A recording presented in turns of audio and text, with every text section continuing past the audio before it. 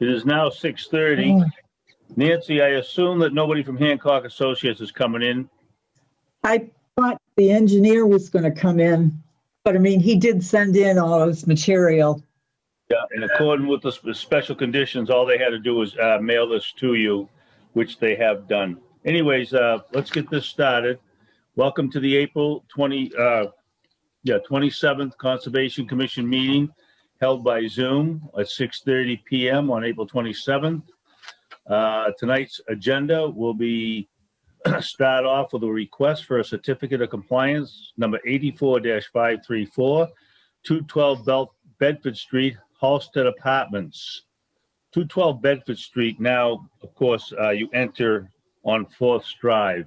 It's the big apartment buildings where the knife sharpening shop used to be.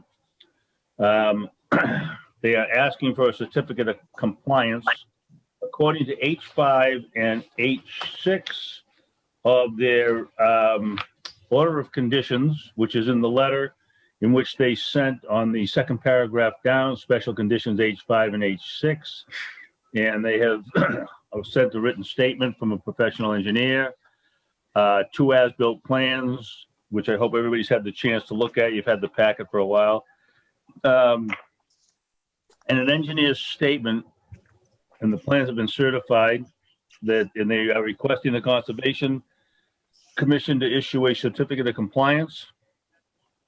And I don't have much more to say about it, but the fact that they are on H5 and H6, if you read their order of conditions, what they have done is completed the plans and have sent in the plans. And if everybody's had a chance to look at them, I will take any questions.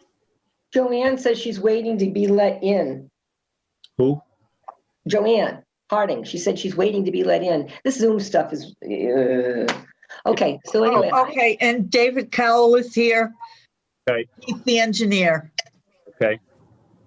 It takes a moment for folks to be able to enter the room. I will. Hi, David. Okay. Hey, folks. Mike Noonan, Chair of the Abington. We'll start over here in a moment. Okay. Joanne is now in. Joanne, are you going to turn on the video? You can't see me? No. I don't know how to figure that out, Mike. Take your arrow, go to the bottom left, and it says stop video, and there should be an arrow through it, and then just click it. All I see is you. And now Karen. Yeah. All right, hang on. There you go. Can you see me? Yep. Okay. Well, it doesn't take long to learn this, so if you take some time to learn it, this is the age of the future, and some of us are a little older than the rest of you, so I've learned how to do it. Okay. For David, I have given them the letter and explained to them about the special conditions H5 and H6, and that you've sent through from a professional engineers certified compliance. If you want to take over from there and just explain real quickly, we will get on with this. Sure. Yep. I'd be very happy to do so. Thank you. Just for the record, my name is David Cowell. I'm a senior wetland scientist with Hancock Associates on behalf of DSF Group, the applicant here. First of all, I want to thank the commission. I understand that you guys have returned to live hearings and that you guys coordinated this Zoom hearing just for me. So I appreciate you guys taking your time to do this. Thank you. We filed the request for certificate of compliance for work that we performed under an order of conditions at it's the Halsted Apartments. If you guys are familiar, it's a large apartment complex. The work that was performed is that at the apartments, they have a small park and a dog area. It's a dog walking area that's fenced in. It was pretty worn and degraded, and they wanted to refurbish it. So we obtained an order of conditions to refurbish the playground and redevelop the dog park. Elements of this work was within a 100-foot buffer zone to bordering vegetated wetland. The work was completed actually some time ago. What's perpetuated this is often is the case is that DSF Group, I believe, is selling the property, and they have a closing in May. So they, of course, realized that they had an open order of conditions and the work had been completed. So they retained us. We had a professional land surveyor go out. Our survey team did as-built of the playground, and we noted that it was in significant compliance to the order of conditions and the plans that had been approved. And then we had pursuant to the conditions for request for certificate, we had a professional or a registered professional engineer sign off testifying that the as-built survey was in accordance with the site plan. This property or this project, it was buffer zone only. There weren't any elements of like wetland restoration or things that would have required vegetative monitoring or anything of that nature. And we're in front of you tonight in request for certificate on completed work, thereby terminating the permit. What I'm going to do is I'm going to open it up to the board. I don't see anybody from the public out there, so we'll open it up to the board. Okay. And does anybody have any questions for David? I do. Yes. In section I, the work schedule and sequence of events, was that followed? And to whom did you report those to? Now, that I'm not, that was in the order of conditions. Do you have, what was do you mind just reading what the condition was? The work schedule and consequence of event, there is A, B, C, D, E, and F. And the timetable of construction shall be submitted to the Conservation Commission so that the appropriate monitoring of the project may take place. So this is old, and Yep. I mean, we walked it. Sam and I walked it, and it looks nice. But Yep. I'm just, I'm just wondering if everything was followed.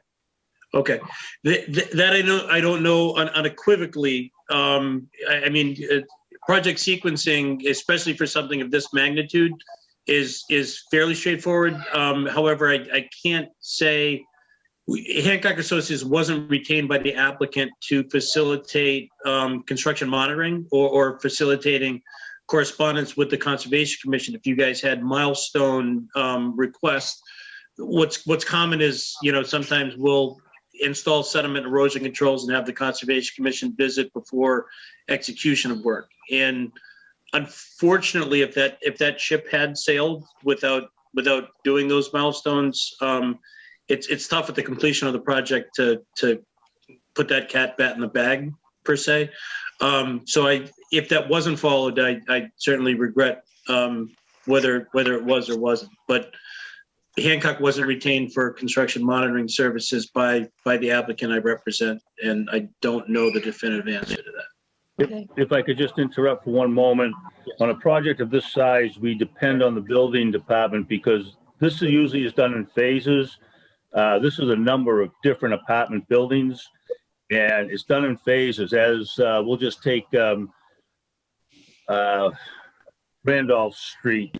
Russ, what number Randolph Street is it that we've been there a number of times? I believe it's 121. 121 Randolph Street, which we get notified if there's something going on that might look not in with the ordinance of the conditions, and the building department is there constantly to inspect and so forth. So with that being said, we depend on the building department for the timetable, and they are the ones that will then issue individual, what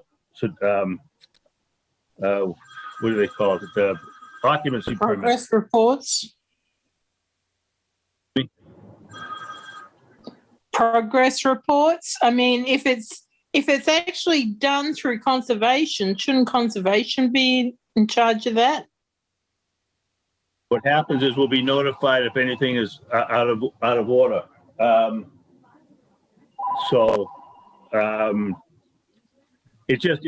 We can't be there all the time for something like this, but it's just the way it is.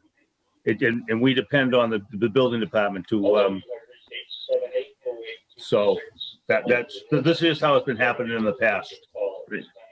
In something of this magnitude, typically doesn't have the phasing of the sequencing that you see. That's usually reserved for larger scale projects where there's actually a lot of moving parts, and that requires interim visits, usually on major construction sites where you have temporary sediment basins that need to be put in to treat stormwater runoff until they have their final stormwater stuff. For something small like a park that was existing and they're basically refurbishing and working in the buffer zone, once they install the sediment and erosion controls, there's not really phasing that goes on there. It's just a single phase job to get in there and execute the work. So I recognize that sentiment. That being said, Sam, I mean, you went down there with me. It looked good, right? Yeah, it looks great. Yeah. So it looks like it's in compliance with the way, I mean, you know, it's nicely groomed and seeded, and there's not too much trash down in the back of the wetlands, but that's just blowing around from the apartments. But it's clean and well designed, so it looks good. Right. Anybody else? If I could have a motion to accept the certificate of compliance for 84-534, please, from somebody. I'll motion it. Yep. I'll motion it. I'll second it. Did somebody give the motion? Yeah, I gave the motion. I'm Okay. sorry. I was supposed to verbalize it, but I don't know what to verbalize. So I'm going to motion that we accept the order of conditions at the DFS group at the 212 Halsted, right? What we're doing is we're accepting the certificate of compliance. I'm accepting the We're certificate. issuing. Yeah, okay, we're issuing. Thank you, Nancy. We're issuing the certificate of compliance for file number Sam Edward 084-534. Second, I'll second it. all in favor? Aye. All right, that's unanimous. Very good. Thank you. David, good luck. Again, thanks so much for members of the commission for taking your time to hold the hearing for me tonight. Much appreciated. All right, be well, everybody. Thank you. You too. Thank you. All right. Okay, the next, we have building permits, which the ones I have signed off on had no conservation issues. Most of them were just a deck or a pool. And site visits, anybody have any site visits they want to discuss? Nope. Okay, I don't have any correspondence because it's a Zoom meeting. Has everybody had a chance to read and look over the minutes from March 30th, 2021? Yes. Okay, if I could have a motion to accept the minutes from March 30th, 2021, it'd be appreciated. Motion to accept the minutes from March 30th, 2021. Second. Second, all in favor? Hi. Aye. Okay, that's unanimous. And that should do it for tonight. Thank you very much. We'll see you at the end, the next in-house meeting, probably not another Zoom. So that went pretty smooth. Thanks so much for everybody to come on board. Before everybody, I would The like to, form for this will be ready and I'll have it through the drive up tomorrow morning by 9 o'clock. If we could at least get 4 of you. Okay. Yes, to go up, if you didn't hear that, this will be ready to be signed at 9 o'clock tomorrow morning, and just go to the drive-up window and sign there. I will be there also, so I'll sign, and whoever can show up. We need 4 signatures. I'll go behind, I'll swing through. Okay, good. Appreciate it. Super. All right. Is there anything else? Yeah. We need to schedule, I would like to suggest that we schedule a meeting for us to meet. And I mean, I guess it has to be public, but we need to we need to come up, and I think we all need to use our brains to do this, because one person might have an idea other than the other, on this tentative project that we are supposed to submit our concerns to the town manager on the tentative 40 complex. All right, first of all, we can't meet outside. We have to meet it if that's an open meeting, because we violated an open meeting law. And we can't, it has to be at a regular meeting to discuss that. So we will discuss that at the next meeting, which will be, Nancy, when is it, March what? I mean, May what? It's the second, I haven't got my calendar. It's the second Tuesday in May. 11th. We have to have this list of our concerns before May 10th to Mr. Lambiase. But you can give your individual concerns. We can't hold a meeting because that would be in violation of the open meeting law, which you should read up on this. We just can't obscurely, it has to be posted and it has to be an open meeting to discuss anything. We are a commission. So let's have an open. But if you have concerns, you may, as a citizen, give him any concerns. This is the town manager that you would like. Tom, I mean, Scott told me that somebody has to do bullet points and list the concerns of the committee. All the committees are doing it. Okay, then we will do it at our next meeting. But that's too late because he needs it before the 10th. Have time to schedule a meeting before May 11th. I don't think we can have a special meeting on that. Can we, Nancy? We'll have to post, don't we? Yeah, but we can post 48 hours ahead. Okay, well, if that's the case, then if anybody would like to get together, when is it has to be by, Karen? By the 10th. If would like to get together, we can do it by Zoom again, like this, if it's convenient. I'd rather meet in person, but that's, the majority rules. So take a vote. I think the important thing is to get together and do this bullet point where the commission stands with this whole project. So regardless of whether it's in person or through Zoom, I think it's very important that we actually do meet. Is Kevin Tachi on there? I'm right here. Kevin, would you be available, let's say maybe next Tuesday nights at 6:30 for a quick Zoom meeting? I will not be here next Monday and next Tuesday. Was it possible that the committee can meet on Thursday? That would not give us 48 hours to notify. Next Thursday? Oh, a week from Thursday, yes. Yes. I could make myself available, I'm pretty sure. Anybody else? I can make myself available. Nancy, you're going to have to speak for me, Nancy, because I'm going to be on the Cape. I already have previous plans because we're usually meeting on a Tuesday. So I'll put my input in and you can speak for me. Is this in person or is this via Zoom, Mike? This would be Zoom, only because it's just for one item. For everybody to go up to the town hall and open it up and so forth, just to put our, what does he want? Just a input on the 40B project?